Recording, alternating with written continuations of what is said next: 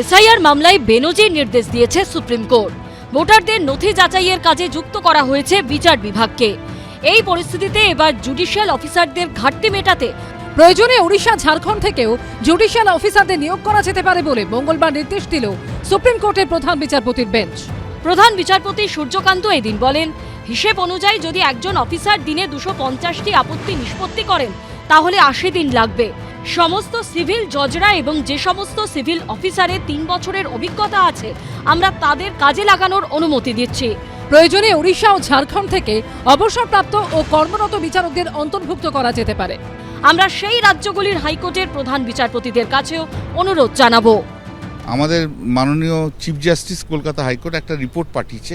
এই 250 জন জুডিশিয়াল অফিসারের দিয়ে পুরো কাজটা করতে গেলে প্রচুর সময় লাগবে। যদি মনে করে কোথাও যে না তারপরেও আরও জজ দরকার আছে, তাহলে ঝাড়খণ্ড স্টেট এবং ঝাড়খণ্ড এবং উড়িষ্যা স্টেট, এই দুটো স্টেট থেকে রিটায়ার্ড যে জাজেরা আছে তাদের রিকুইজিশন করতে পারে। এবং সেখান থেকে চিফ জাস্টিস দুই হাইকোর্টের চিফ জাস্টিসকে বলেছে নেসেসারি অর্ডার ইস্যু করতে। 28 তারিখে প্রথম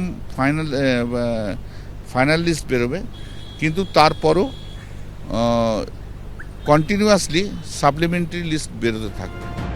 ভিন রাজ্য থেকে জুডিশিয়াল অফিসার নিয়োগের প্রসঙ্গে মঙ্গলবার সুপ্রিম কোর্টে মুখ্যমন্ত্রীর আইনজীবী কল্যাণ বন্দ্যোপাধ্যায় বলেন, যদি অন্য রাজ্য থেকে বিচারকরা আসেন তারা বাংলা বুঝবেন না। তখন সুপ্রিম কোর্টের প্রধান বিচারপতি বলেন, ঝাড়খণ্ড উড়িষ্যার কিছু অংশ আগে বাংলার অংশ ছিল, তারা এখনো আঞ্চলিক ভাষা বোঝেন। এর জন্য দায়ী কে? রাজ্য সরকার বাংলাভাষী ক্লাসে অফিসার দেয়নি, তার ফলে তো এরকম হয়েছে। সুপ্রিম কোর্টের প্রধান বিচারপতি বারবার বলেছেন, don't you know the consequences. 3-4 বার এই শব্দবন্ধ উনি ব্যবহার করেছেন যে সঠিক সময়ে যদি এসআইআর না হয় তার ফল কি হবে আপনারা বুঝতে পারছেন না। আজকে রাজ্য সরকার অফিসার না দেওয়ার জন্য সুপ্রিম কোর্টকে এই ধরনের ব্যবস্থা নিতে হচ্ছে, সুপ্রিম কোর্ট বাধ্য হচ্ছে। যেটা কোনো রাজ্যে এসআইআর এর সময় হয়নি। এই লজিক্যাল ডিসক্রিপেন্সি কেবলমাত্র বাংলায় এসআইআর করতে গিয়ে ইলেকশন কমিশন এই কার্যটা করলো। এখন এতগুলো অপারেশন অ্যাপ্লিকেশনগুলো মানে 1.5 কোটি কাছাকাছি, সেটাকে জজেদের দেখে নিতে হবে আগামী 7 দিনে। স্বাভাবিকভাবে সেই সংখ্যা যারা জুডিশিয়াল অফিসার্স আছেন তার সঙ্গে প্রায় 30,000 যদি পার ডে দেখতে হয়, সম্ভব নয়। সুপ্রিম কোর্টে এদিন আইনজীবী অশ্বিনী উপাধ্যায় বলেন, গোটা দেশেই দেখা যাচ্ছে বেশিরভাগ আধার কার্ড তৈরি হয়েছে সীমান্তবর্তী জেলাগুলিতে। ভুয়ো নথি নিয়ন্ত্রণের জন্য একটি লাইন যোগ করা যেতে পারে। এটা গোটা দেশেই দেখা যায় যখনই বাংলাদেশে রোহিঙ্গা পুলিশের হাতে ধরা পড়ে আধার কার্ড পশ্চিমবঙ্গের। তখন প্রধান বিচারপতি সূর্যকান্ত বলেন, এটার গভীর তদন্ত প্রয়োজন, এটা সেই তদন্তের সঠিক সময় নয়।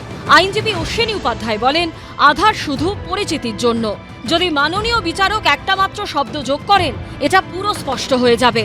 তখন বিচারপতি জয়মাল্য বাগচি বলেন, আমরা ইতিমধ্যে স্পষ্ট করেছি, প্রধান বিচারপতিও নির্দেশে বলেছেন যে এটা শুধুমাত্র পরিচয়ের জন্য, এখানে নাগরিকত্বের কোনো প্রশ্নই নেই। বিজেন্দ্র সিংহ, সৌভিক মজুমদার ও আশাবুল হোসেনের রিপোর্ট, এবিপি আনন্দ। এবিপি আনন্দ, এগিয়ে থাকে, এগিয়ে রাখে।